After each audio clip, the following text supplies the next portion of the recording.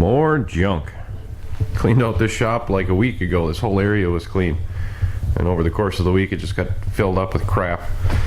But I suppose we'll just go through it. I don't think anything's going to happen this video. I'm just going to kind of give you an update on some stuff. I pulled in those two mowers to scrap out.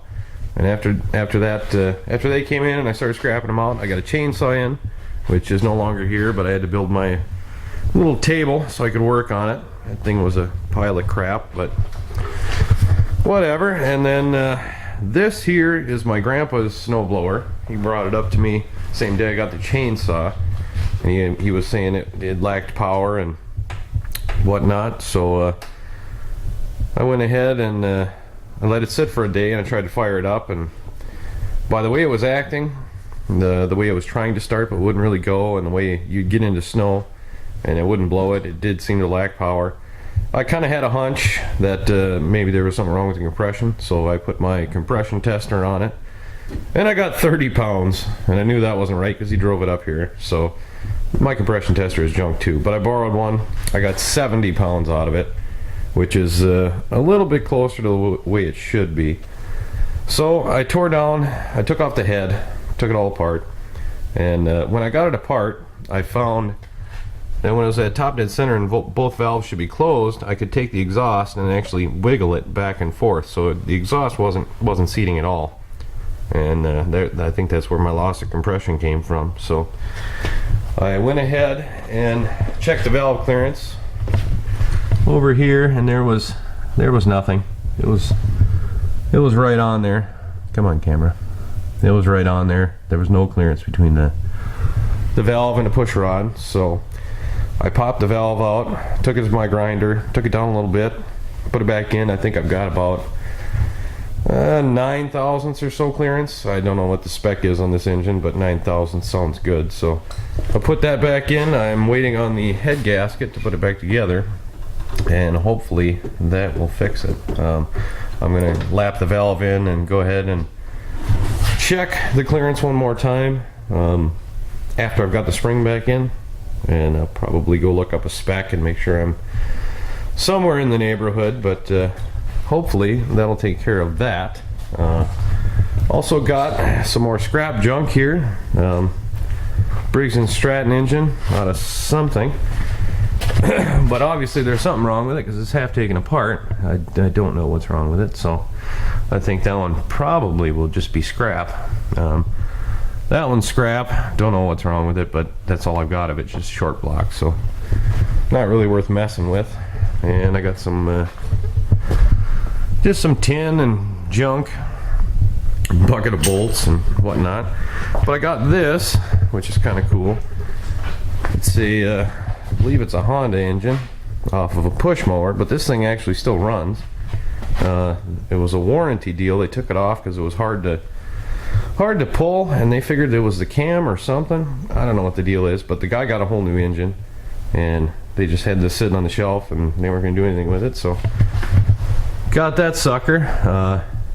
The engine looks really new because it's got this shiny cover on it, but this is actually the cover that came off of the new engine that they put on his mower. They just took the cover off of it and then replaced it with the cover that was on this one, because there are no stickers on this one.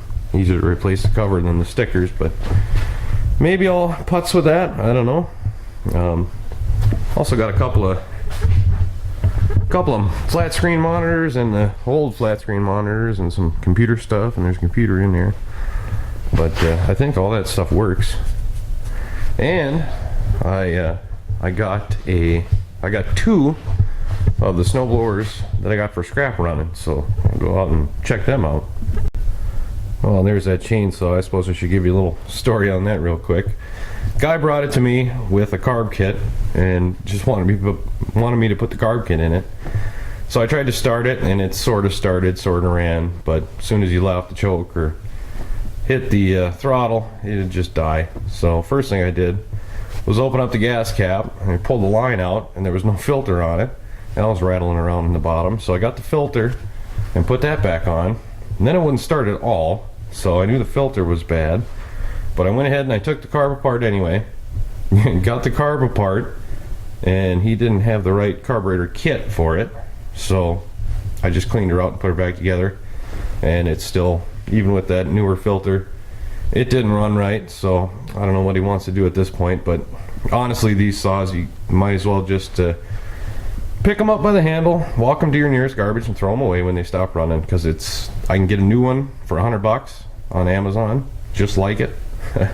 And he spent, I think, $16 or something on the carb kit, and you can get a carb for $19. So honestly, if you're unwilling or unable to fix them yourself, a saw like this, just throw it away. I mean, maybe change the filter, you know, change out the gas, the air filter maybe, but beyond that, if you don't know how to fix it or you don't want to try to fix it, just throw it away. Don't bring it anywhere. It's not worth it. Well, that's my rant on that thing, but let's go check out the snow blowers. And here are the snow blowers we got running. This one here actually was really easy. I opened up the gas cap, saw that it was completely drained, so I put some gas in it, turned on the gas, first pull fired right up.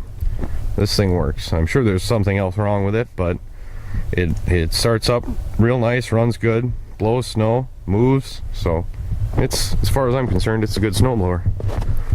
I think the skids wore off, and I'm sure it's seen better days and needs to be greased or something, I don't know. But that's a good running snowblower. And then this one, I actually didn't fix this. My dad started tinkering with it. He said all he had to do was take the tank off and the carburetor off and kind of clean everything out and get rid of about 50 million things that were jimmy rigged on it, and he was able to get it running and keep it running and blew snow with it real good. So I guess we've got 2 good snowblowers here, and the good one inside, and the plow. And once I fix my grandpa's, hopefully that compression is the issue, we'll have that one. So I think we're set on snowblowers for a while. But yeah, that was the end of this video. I was just figured I'd make one. It's gonna be cold the next week, actually, like below 0 cold, so I don't know if I'm gonna be making any videos or not. Oh, and we installed my door too, brand new door. Got it for free because it's kind of bent out at the top, but it's better than my last one. So, well, that's it. I guess I'll see you in the next video.